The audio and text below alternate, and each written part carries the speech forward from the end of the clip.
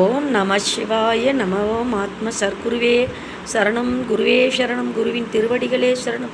அன்பே சிவம். ஓம் திருச்சிற்றம்பலம்.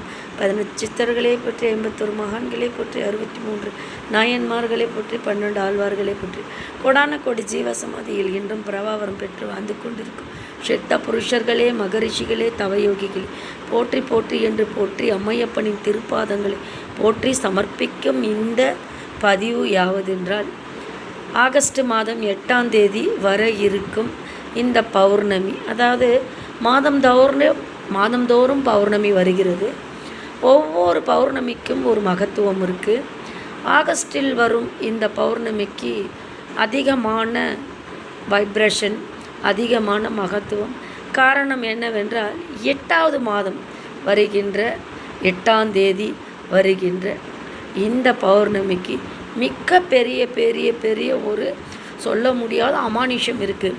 8க்கே பார்த்திங்களன்னா அன்பாத்ம சொந்தங்களே, பயங்கர மகிமை. அந்த ரஜினி ஒரு படத்தில் பாடியிருப்பார், முதல் 8 விளையாடாதது விளையாட்டில், அது முதல் 8 குழந்தை பருவம்.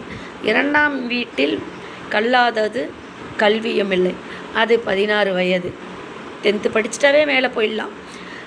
3ஆம் வீட்டில் கல்லாதது திருமணம் அல்ல, அதாவது 24 வயசுக்குள்ளே திருமணம் முடிஞ்சிடணும், அதுதான் சாத்தியம். அதுக்கு மேலே முடிகிற அந்த திருமணம் அது அவ்வளவா சிறப்பாக இருக்காது. 5ஆம் வீட்டில் பெறாதது இல்லை, 5ல் முதல் 8, 2ஆம் 8, 3ஆம் 8, 4ஆம் 8 திருமணம், 5ஆம் 8 குழந்தை பெறும் பாக்கியம். அது பாருங்கள், 40 வயசுக்குள்ளே நீங்கள் பிள்ளை பெற்றுக்காமல், அதாவது 30லேருந்து 40 வயசு அதுக்கு மேலே பெற்றுக்கிறது வேஸ்ட்டு என்று சொல்கிறாங்க. பிள்ளைங்களை பெற்றுட்டு வளர்ந்துருது இல்லையா, அதை தான் அங்கே கொண்டு வராங்க. 5ஆம் வீட்டில்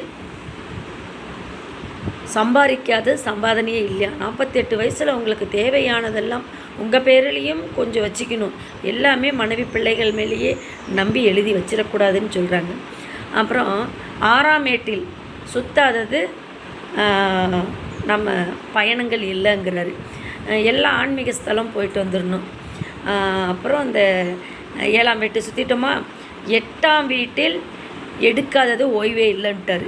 வாழ்க்கையை முடிச்சிட்டார் 8-8ல். அப்போது எவ்வளோ தத்துவம் இந்த பாட்டுக்கு பார்த்தீங்களா. அப்படி நாளை வர 8ஆம் தேதி 8வது மாதம் ஒரு சிறப்பான பௌர்ணமி. இந்த பௌர்ணமிக்கு ஜீவ சமாதிகள் போயிட்டு வர்றது ரொம்ப சிறப்பு. உங்கள் பிரச்சனைகளுக்கு